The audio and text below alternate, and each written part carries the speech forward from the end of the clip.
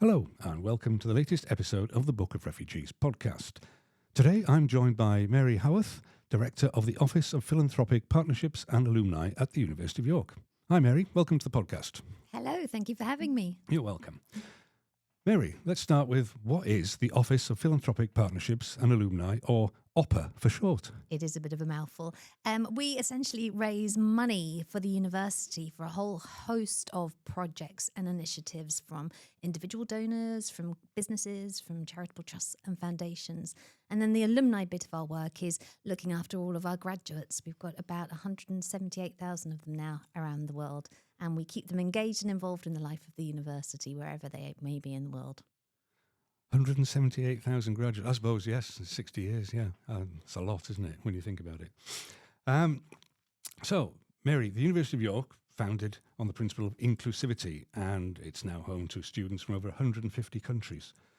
Some of whom have been displaced from their countries, and York became a city of sanctuary in 2016, and I spoke to Paul Wordsworth from York City of Sanctuary in an earlier episode. I believe the university became a University of Sanctuary in 2020. Could you explain what that is, please? Absolutely. It's a really important thing that we do as a university.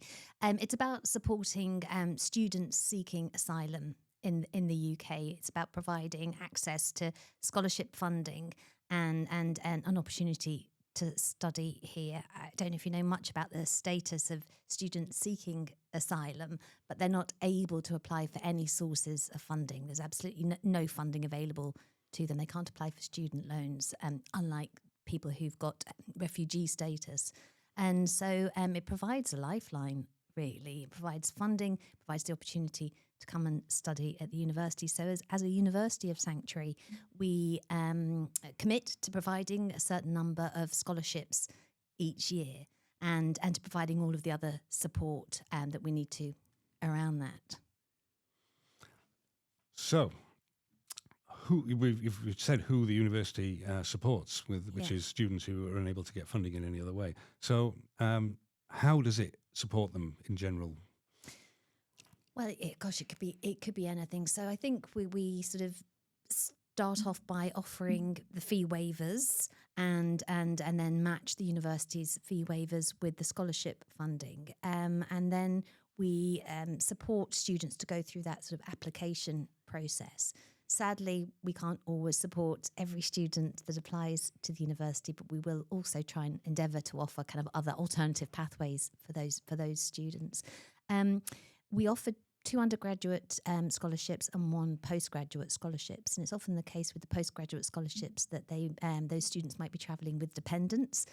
So we offer all sorts of support and help to the children or the partners of those scholars as well, helping them to get settled at the university, finding accommodation, finding their way around a new city, a new country, a new city, and provide all sorts of practical help where we can. I think there's always so much more that we need to do. It's not a seamless process, and as you might expect, every student who comes under the Equal Access programme has very different sort of set of needs and lived experience from where they're coming from.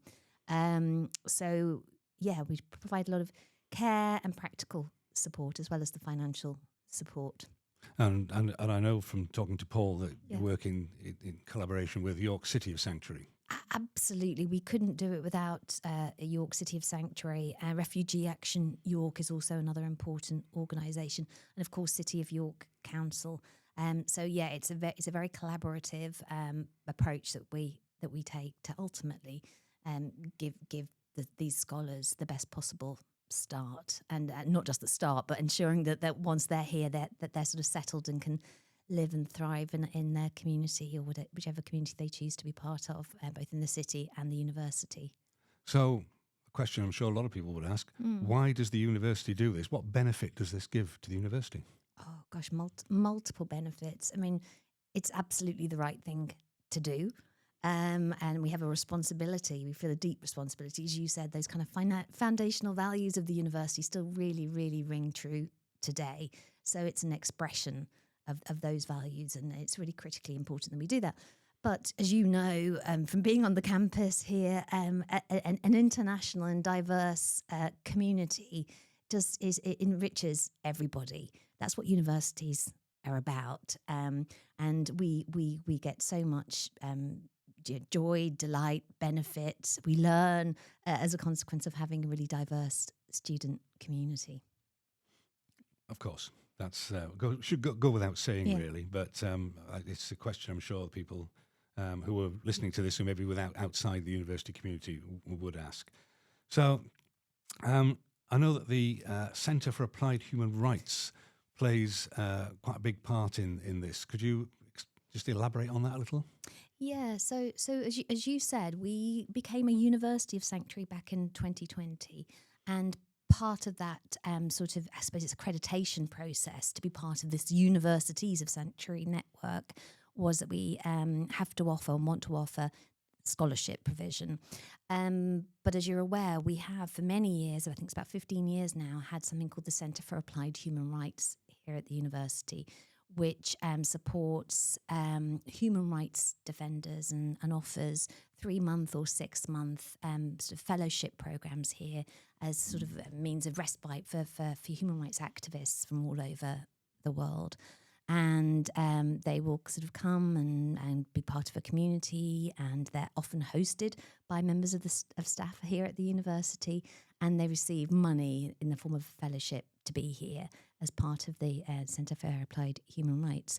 And so we sort of became aware that there's some of the experiences and some of the knowledge and some of the skills that colleagues in the Centre for Applied Human Rights have applied to ensuring that we're putting in place the right sort of support and care and provision for equal access scholars. So the two things sort of work hand in hand now, and we've actually created something called the Sanctuary Fund, which is a fund that raises money to support both the equal access scholars and the protective fellowship programme. And there is a third strand to that for at-risk academics, but we might come to that a little later. Well, that brings us neatly to the Councils for Academics at Risk, or CARA, as it's known. So that presumably, if you are an academic in a country at risk of persecution or harm, you can apply to this. Is it an international fund or something? That's right. Yes, it is international, and so at-risk academics can apply to or can approach CARA for support, and they will sort of guide them through the process of applying for visas and so forth, and identifying an appropriate institution to provide a fellowship for typically about a year, up to a year. And so we are a partner with CARA, and we do provide support and places and opportunities for at-risk academics.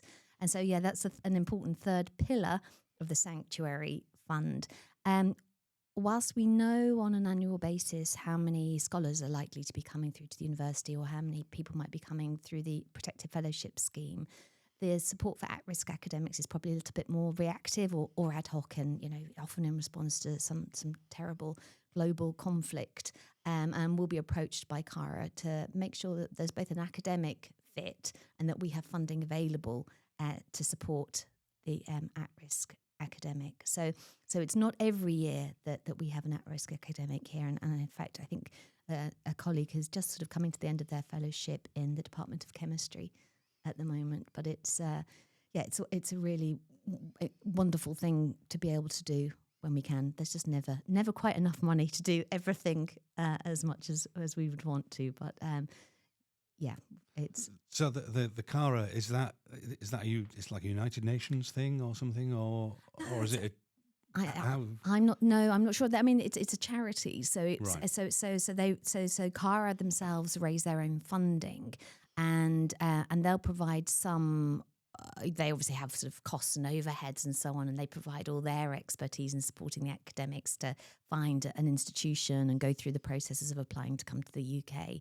And then the expectation is that the university will fund that person as a member of staff at the university. So it's a really important partnership that we have with CARA. And as I say, it's critically important that there's an academic fit as well. It's academics who are working in areas that the university is also working in. So again, you're talking about, sort of the benefits of diverse communities.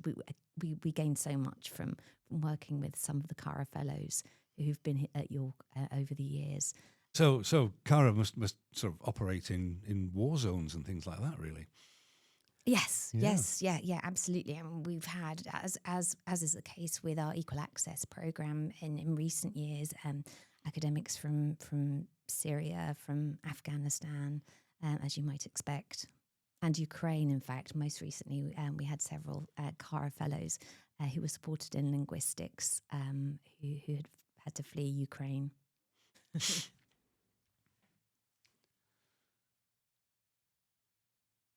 So, Mary, just to expand on what we've spoken about so far, is there anything more the university could do or needs to do to students who've come to study here? It's not just about being given a place on a course and then left to it. I mean, exactly. Yeah.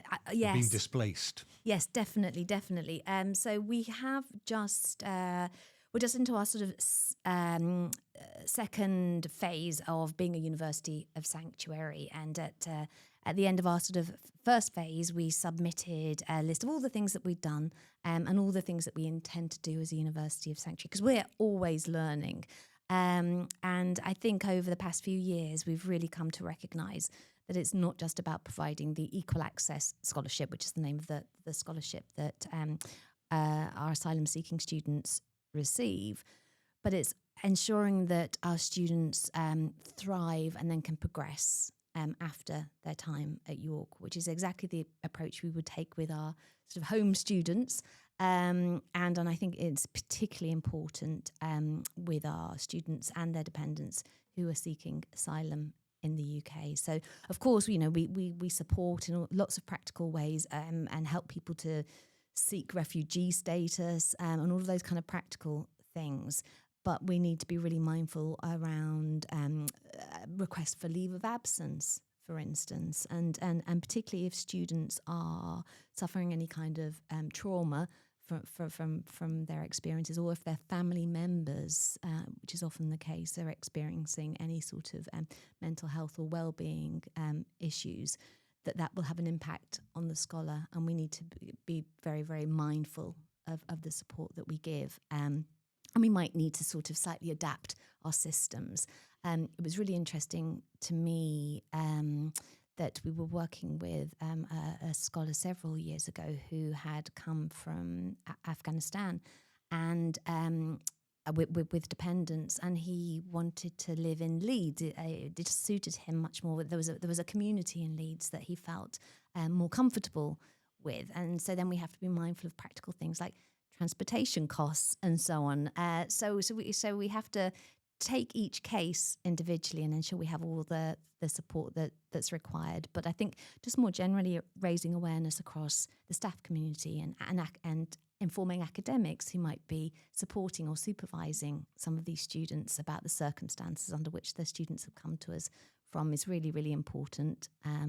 So we want to do that better. And I think also learning from other universities that are part of the University of Sanctuary network is something that we want to focus on next as well. So we are absolutely committed to this, and we're committed to doing it sort of even better and ensuring that the experience is a really positive one for our students.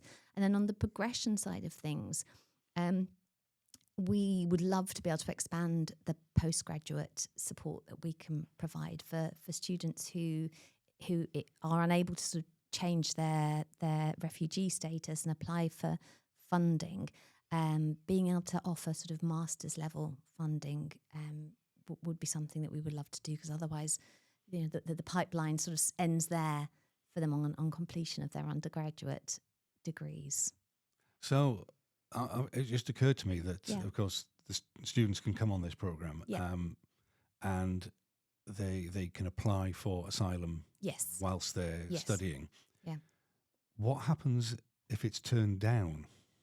Do they have to leave the course or finish the course and then leave, or what happens to them then? I think we haven't had any circumstances where people have been refused. I don't think it's been the other way around, and which is wonderful. And we're very mindful that we don't want to suddenly withdraw funding that we make available through the scholarship, because they're able to apply for student loans if they gain refugee status. So we ensure that we keep on providing the funding to the end of the year. Which we feel is the most is the fairest thing to do. But no, thankfully, it hasn't worked the other way around. That would be just devastating if somebody had to leave their programme. But yeah, thankfully. And I would have thought it must help the application anyway. Hope If so, you're yeah. going to come out with a qualification from York. Yeah, absolutely. You've got the wherewithal to go on and contribute, which is absolutely. what it's all about, isn't it? Absolutely. So, Mary, unfortunately, we're out of time. So if you've enjoyed this podcast and would like to know more, point your browser to the University of York webpage, york.ac.uk, and search for Book of Refugees. And if you'd like to contribute or even appear on the podcast, please get in touch using the contact page. And if you'd like to find out more about the Equal Access Scholarship, search the university homepage for Equal Access Scholarships. So all that remains for me now is to say thank you to Mary and thank you for listening. So until next time, goodbye.